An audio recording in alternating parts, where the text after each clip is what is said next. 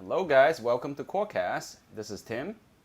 This is Sahel. Welcome, everybody. So we're trying a brand new format in which we're going to be releasing episodes 30 minutes long, half as long as we're used to.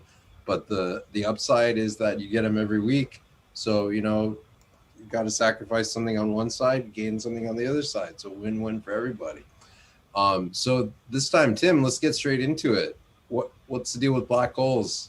What's going on with them? Why are we talking about this?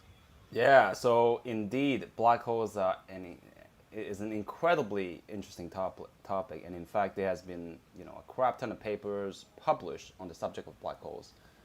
So what's the big deal? A lot of listeners might ask. Well, the big deal is there's an incompatibility between relativity and quantum physics that some of you may have heard. And one way that it manifests is it manifests in this object of black holes. So lightning intro. What exactly is a black hole? So a black hole is a region of space-time so warped by gravity because there's so much energy and mass and momentum, all that in it, that Einstein's equation predicted that when that happens, space-time gets so warped that nothing gets escape. Not even light can escape from it. So that's a fact from relativity, and we have good evidence that black holes exist, right? So what's the problem, you say? Well, it turns out that there's another theory called quantum physics that says that there's certain things you cannot remove, and roughly speaking, we can call those as information. So on the one hand, you have black holes, which is kind of like the perfect cosmic dumping ground. You can dump anything into it, and you can never retrieve it back. You won't even find any evidence of you dumping into it. And on the other hand, quantum physics says that no, this cannot happen. Like information has to be preserved. It says that there's sort of this cosmic detective that always keeps track of everything, and you can't just dump something into something else and have it disappear. So we have a kind of a apparent contradiction. The question is information preserved or is information not preserved? So that's the So problem with black holes. So Tim, what you're saying is if I commit a physics crime, I wish to hide the evidence. Relativity tells me I can just dump it in a black hole, I'm done. The police aren't going to find me, the physics police aren't going to get me. But quantum mechanics is like, no. We still have trails of the physics crime that you committed. So we can find out what you're up to. And these two things are in contradiction of each other. Yes, exactly. And in fact, there's even a mathematical theorem that says the only thing that describes a black hole is sort of its mass, spin, charge, and whatnot, and it's very, very rough quantity. So imagine if I were to dump, I don't know, like I committed a crime against, I don't know, whatever. Let The electron? yeah, yeah. I don't know. Let's say I murder an electron versus and I dump the electron into the black hole. The black hole gets a little bigger. Sure, it gets a little more massive, but the only information that I got, the change in the black hole is that some extra mass got into it. It could care less. It was an electron. It could have been some other particle, with similar mass, similar charges. So it seems like from the mathematical theorem, like you couldn't deduce back what happened, to the particle that I dumped in. It's just literally gone. But quantum physics says, no, you cannot do that. There's a cosmic detective that says, whatever you do, whatever happens, there's always some kind of a trail. Technically speaking, this is called unitarity. There's always this kind of, trail of evidence that follows it. It's one of the, most sacred laws of physics, if you would like. So this can't happen, right? So when you combine the two, the question is, who's right? Who's wrong? Something has to give. Wow. So I guess what is the thing that we're discussing more concretely? Like what is it that can't be violated, but one shows there's a violation, one says there's not a violation? What is this quantity that you're talking Yeah, so this quantity, we call it information, but really at the end of the day, you can think of it probabilistically. So quantum physics tells us that things happen with some probability, and we know that with probability, the sum of all the possibility has to be 1 or 100% if you like. If I flip a coin, the coin could be biased and whatever, It might be 10-90, it might be 50-50, 40-60, but either way, the coin, the sum of all the probability has to be 1. Otherwise, it's not a probability to begin with. Otherwise, it ceases to make sense, the probability.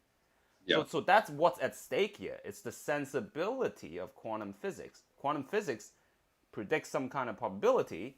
If the probabilities don't add into 1, for example, let's say I flip a coin, heads and tails, somehow the tail part got tossed into the black hole.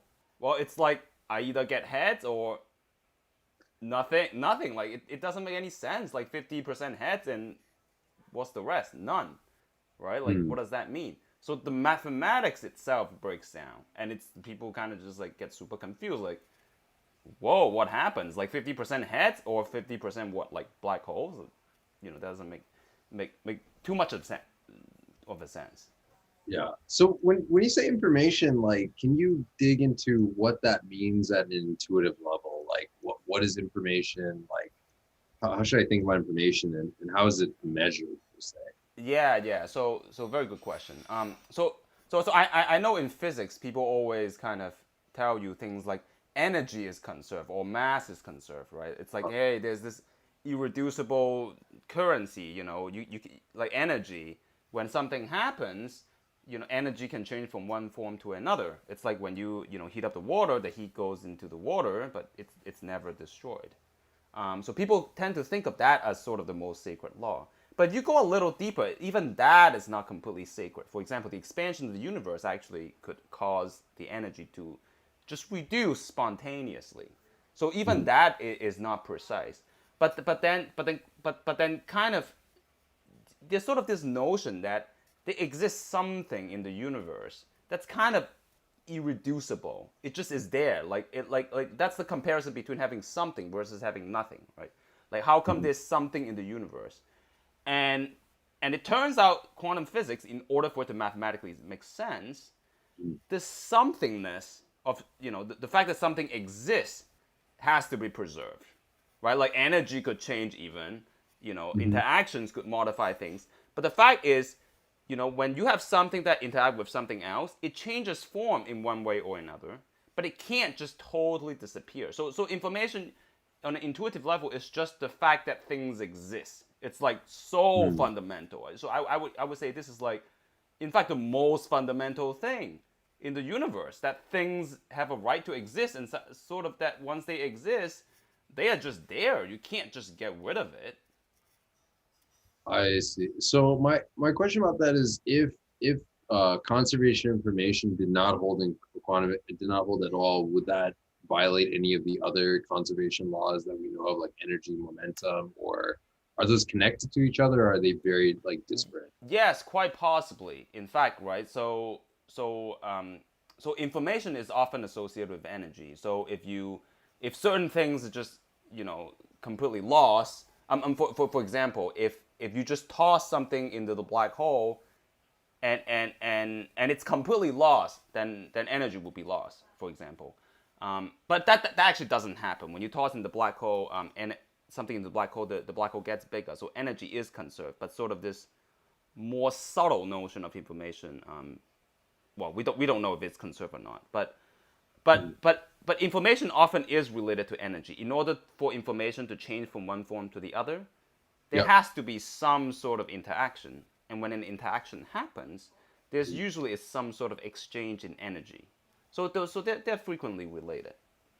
So what do you mean that information changes from one form to another? Like, is it a particle transforming into like physically what how can I think about information? So far, this abstract mathematical concept. Yeah. So information, you can actually think of it in a very statistical way. For those of you who are familiar with, statistical statistics and mathematics, the information I'm talking about is closely related to the sort of the information from computer science and whatnot. But if you're not familiar with it, okay, fine. So if you think about it in terms of probability, right? So you can say, hey, let's say I have a coin. It's 100% heads, right? Let's say however you flip it, it's heads. Let's say I do something to the coin. Let's say I put the coin in a drawer. If it's heads, I put the coin in a drawer. right? Yep. And then I erase the heads, right? So the coin doesn't have a heads or tails yet anymore. But then still, I kind of converted this fact that, if it's heads, now it has to be in a drawer.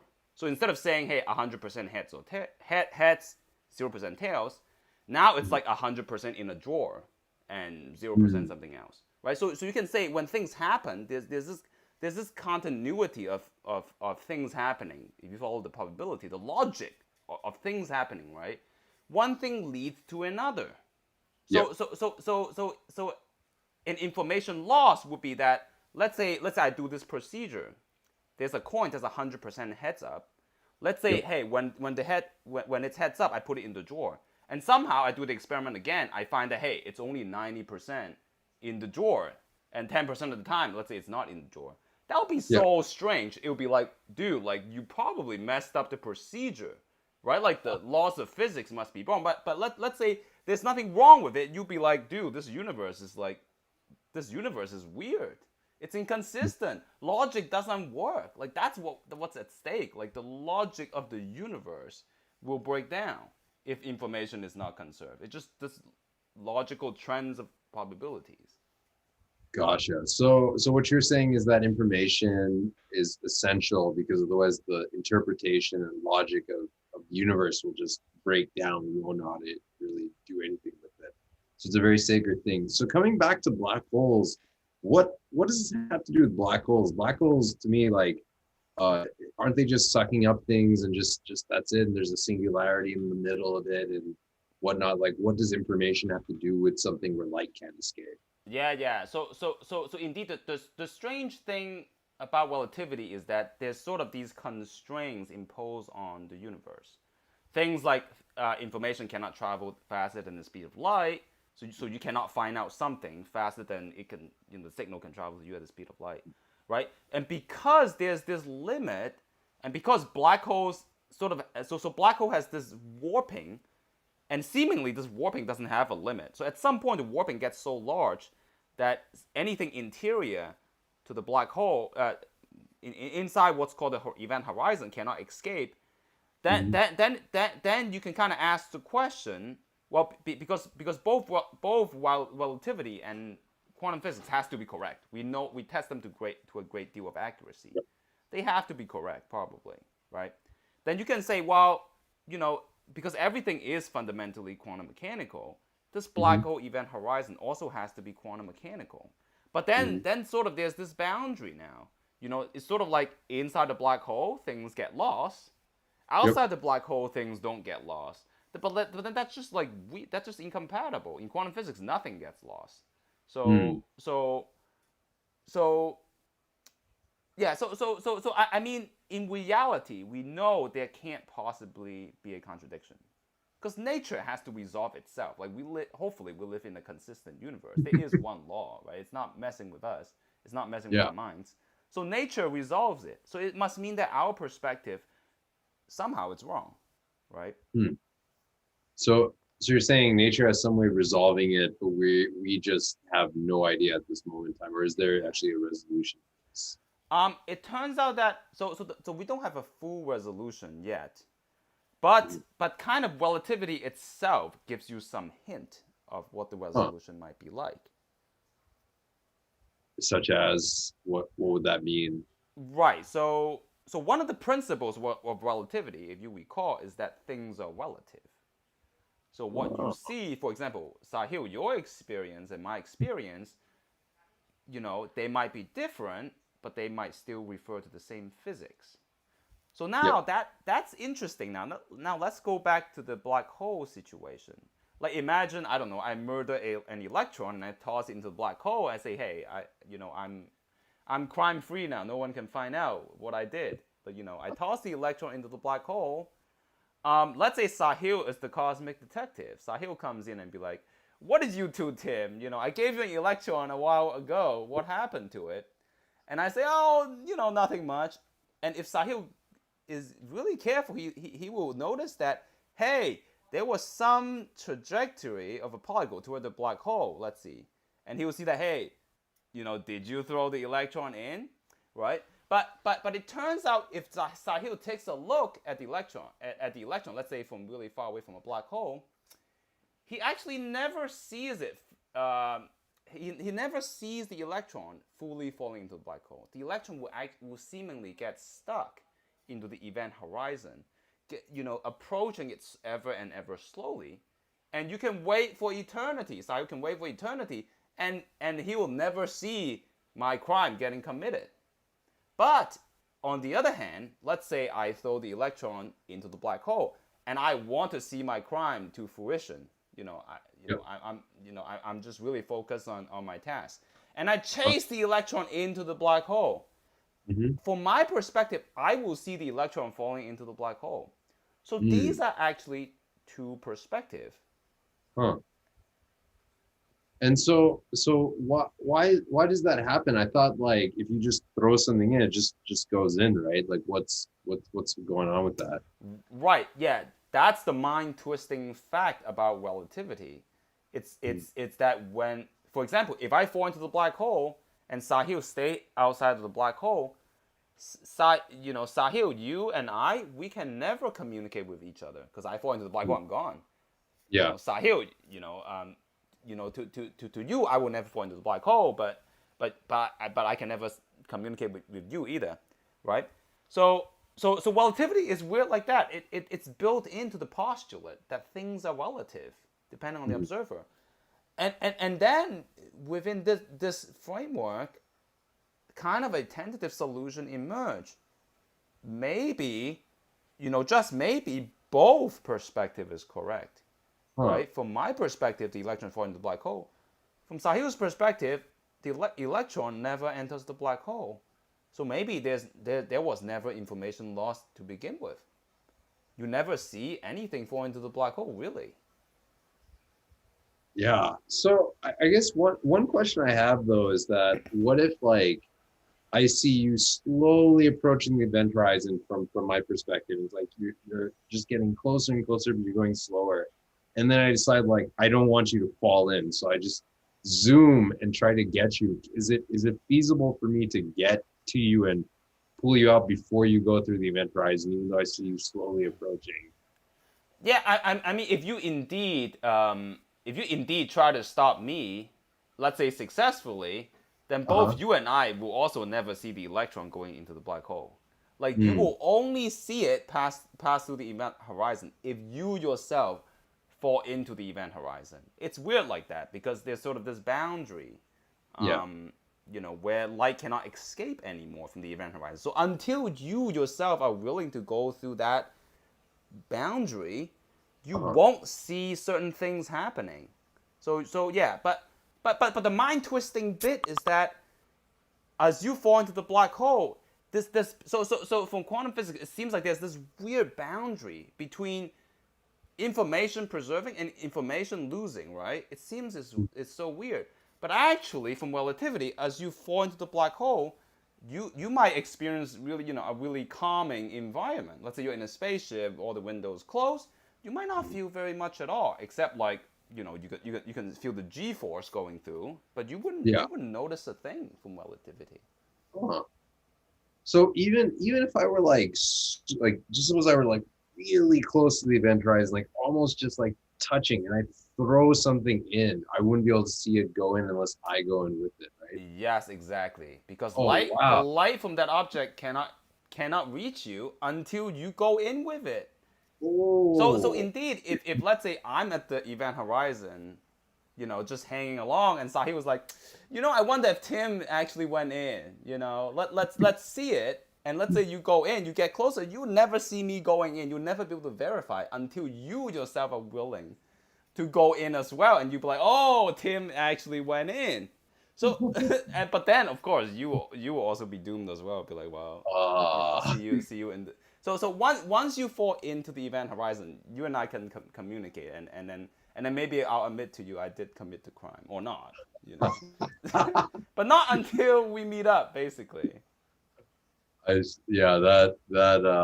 await the day when both of us can take an adventure. So I want to ask some audience questions. So is information really gone when it goes into a black hole? I guess you've answered that in some fashion, or Yeah, but so let's go back to this picture. uh, It's actually this thought experiment from relativity is really revealing, right? mhm. So let's take the perspective from the outsider. Let's say Sahil. Sahil sees me falling into the black hole. He says, "Hey, Tim is stuck at the event horizon." So Tim Yep. never actually falls into the black hole. So what does that mean? It means that my information, to some extent, is kind of stuck on the surface of the black hole, the event horizon, Mhm. right? Because with the analogy before, right, the coin, you put the coin in the drawer, the information now is in the drawer, right? So in the Yeah. same way, if Sahil does not see me falling into the black hole, he sees me stuck on the black hole. My information is stuck on the black hole. So with that observation, there's sort of this argument you can make. Maybe everything that falls into the black hole is sort of gets re-scrambled up and kind of just stuck on the surface of a black hole from the Mm. outsider perspective. And the moment you decide to venture into the event horizon, that changes. It kind of gets re-scrambled around relativity. So this principle is called complementarity. I think it's Mm. proposed by Leonard Susskind, and it's a very interesting thought, and I think we generally believe that it's probably true. It's one way to resolve this paradox. At least one ingredient. It doesn't Uh, fully resolve it. what about it does not fully like that's how does it not fully resolve it? Is my Yeah. question. So indeed, now we have to go a little deeper. So these thought experiment becomes ever more so mind twisting, right? So Yeah. so so so so so so so so so for instance, now you can cook up something that's weirder. So in quantum physics, there are these things called entangled states, Huh? right? And loosely speaking, entangled state just means things are perfectly correlated. For example, I can have two coins that are completely entangled. I can cook up something like that. What does that mean? It means that, hey, here's a coin I have. Sahil, here's a coin you have. And we Yep. both take a look at the coin, right? Mm-hmm. Or we both flip the coin. The Mm-hmm. only possible outcome is that I get heads, Sahil also get heads. Yep. I get tails, Sahil also get tails, right? Mm-hmm. Okay. Now the Yep. question is, when these two coins are completely correlated, do we really have one coin, or do we really have two coins, or do we just have one coin? Mm. Right? So imagine there's another Tim over here that does exactly what I'm doing. Maybe really there is really just one Tim, right? Because it's not possible that they can do different things. So in this case, sometimes we really think of that, maybe there really just is one coin. Okay, so this perspective really helps us to think about the physics, right? So let's say I have this entangled coin, right? Uh, And then I take these coins, okay? So I take my coin and Sahil take, sorry. So let's say Sahil, you take your coin and Yep. I take my coin and Yep. I fly into the black hole. So Sure. now this particle is kind of like, so this coin is kind of like both outside of the black hole and also kind of inside of the black hole. Kind of, right? So Yeah. so so so so even though Sahil, never sees me going into the black hole, he kind of has a piece of information that's really like at the event horizon. Okay. Yep. Now the interesting thing is about black hole is that actually black holes evaporate. Yep. So that's the weird thing. Okay. So black holes evaporate. So slowly, imagine Sahil waits for eternity. Slowly, this black hole will kind of go away, right? Slowly go away, Yep. slowly go away, slowly go away, right? Yep. Yep. And then imagine at some point the black hole is completely evaporated, right? Huh? Then Sahil will be like, well, all of a sudden, this copy, Tim's copy of the coin has evaporated. And then Sahil will be like, well, what happened to my coin? Because it's completely correlated. So so Yeah. so there are these mind twisting story. Be like, does my coin Uh, kind of still exist or not? Like, because it has evaporated, it gone to random noise in the universe. So Whoa. so you can go into these more mind twisting experiments, and it finds out that it's not like this is not enough to resolve the issue because precisely because these little dynamics of the black holes, and now the next argument is that, when you're at the surface of the black hole, like what's going on really? Given that it can evaporate, things can get attached to the surface, like what's going on? So there's a lot of still unanswered questions. Yeah, this leads into the next audience question, which is, so does that mean for the people outside the black hole, it looks like lots of things are just stuck on the edge, piled up? Yes, basically, indeed. And of course, it becomes harder and harder to observe it. But imagine you have a perfect detector, because things from the black hole get what they call redshifted. So so basically, the things stuck on the black holes become dimmer and dimmer. So it's harder and harder to detect. But there are these really intriguing thought experiment, right? Like imagine in the future there's going to be a mega black hole, let's say, for the entire universe, right? That all of us eventually are going to fly toward. Okay. So at some point in the really far future, you can say, hey, everything that has ever existed will actually be stuck on the surface of a black hole, right? So that's a very interesting thought. So if the surface of the black, so you might think that the surface of the black hole is kind of like, it's kind of limited, right? Like how can it contain so much? Like all the things that has ever fallen into it is kind of like stuck on the surface, right? But it turns out that maybe it's not so insane. Maybe indeed the surface of something could actually contain the entire information that's causally related to it. And then this lead to, in fact, another really intriguing theoretical idea. It's called the holographic principle that says, hey, maybe if that were true, maybe the way we think of our universe is that maybe we're some projection of some surface, be it like a future black hole that we're all going to get thrown into, or some other surface, right?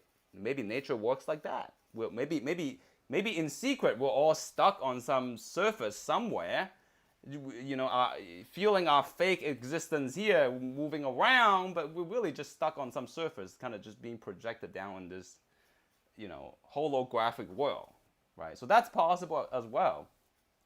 Wow. So are you saying because all the things kind of get stuck to the surface of a black hole, you can say all the information is characterized by the surface of a black hole? So yes. Extrapolating that logic outward, you can then say the information of everything is encoded on its surface, or is that?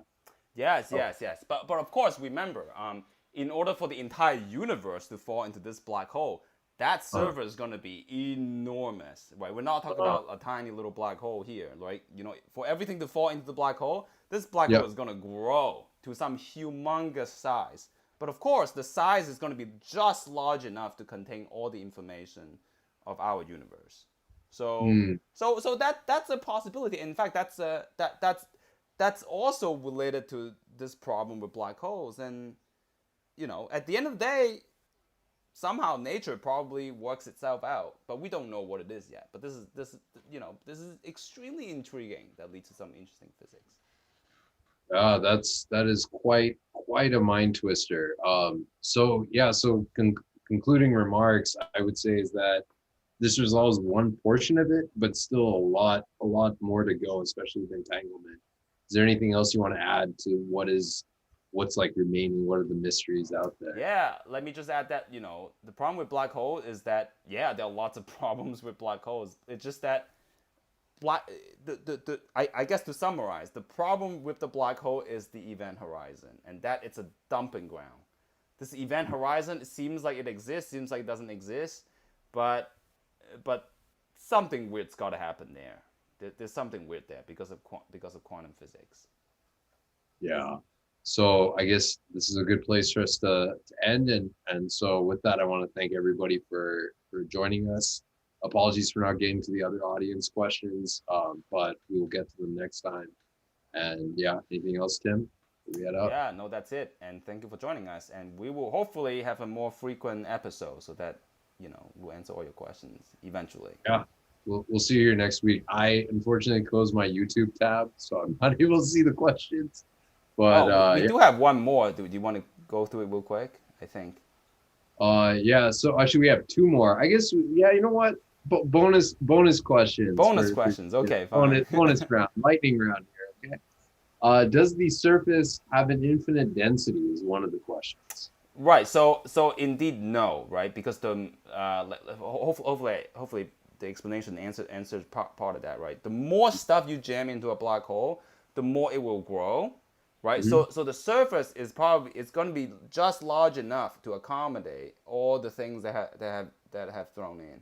So it's not going to be infinite. In fact, for a finite surface, we believe that the amount of bits, the amount of quantum bits of information is finite. You can calculate it. It's proportional to the area. Got it. And then the next question is, are there no experiments or natural phenomena that can tell us if we're on the black hole surface or not? Unfortunately, fortunately and unfortunately, I think it's no, because this is sort of the answer of relativity, right? It's not that we're on a surface of a black hole or not. It's that maybe these are two different ways of looking at the same physics. Both are correct. Just like just like Sahil says, hey, Tim is stuck on the surface of a black hole versus, I myself falling in. Be like, no, I'm in the event horizon. Maybe both are correct. Who's to say what's more correct? But it's sort of mind bending that maybe they like thinking that we're stuck on the surface of a black hole might be a better way for us to think about physics, right? It's just this thing called duality. There's no one right answer. Both are correct because of relativity. Yeah. So I think that's all our audience questions. So lightning round is over. All right. Yeah. See you guys next week. Yep. See you next week. Bye. Bye.